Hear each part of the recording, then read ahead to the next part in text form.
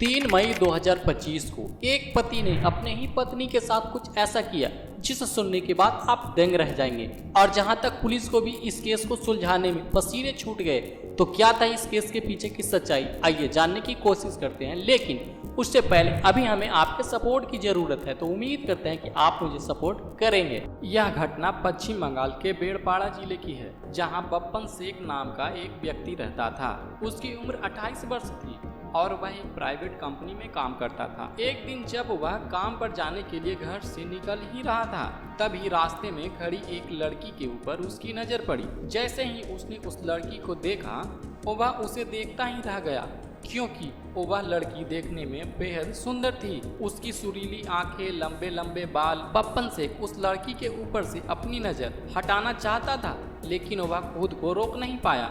किसी तरह तो वह ऑफिस चला गया, लेकिन उसके मन में बार बार वही लड़की घूम रही थी। ऑफिस में भी उसका ध्यान काम पर नहीं लग रहा था। वह सोचता रहा कि काश इस लड़की से मुझे प्यार हो जाए।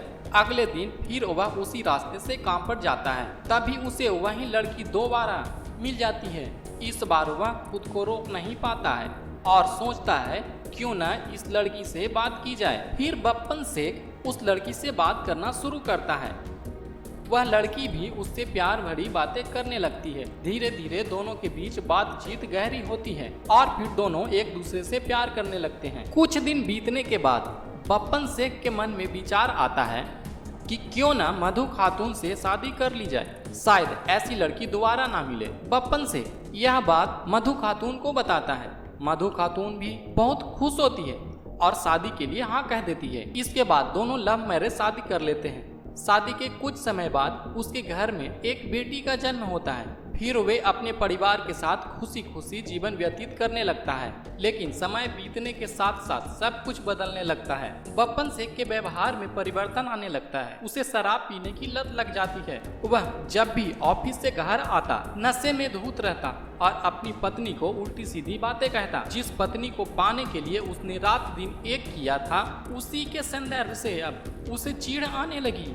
वह अक्सर मधु खातून को कहता, तुम्हारी आंखें मुझे देखने के लिए है, ना कि किसी और को। तुम्हारा ये सुंदर चेहरा मुझे काट लेने का मन करता है।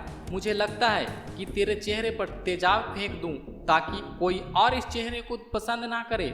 मधु खातून इन बातों को मजाक में लेती रहती है। उसने कभी भी कोई विरोध नहीं किया। लेकिन 3 मई 2025 को सब कुछ बदल गया। उस दिन बप्पन शेख शराब के नशे में घर लौटता है। खाना मांगने के बाद वह फिर वही बातें दोहराने लगता है। तेरा चेहरा बिगाड़ दूंगा, तेजाब फेंक दूंगा। रात को जब सब लोग सो चुके थे, तब करीब 11 बजे बप्पन शेख ने तेज धारदार चाकू से अपनी पत्नी का नाक काट दिया। जब कमरे से चिल्लाने की आवाज आई, तो पड़ोसी दौड़कर आए। उन्होंने देखा कि मधु खातून के कपड़े खून से लथपथ हैं और जोर जोर से रो रही है।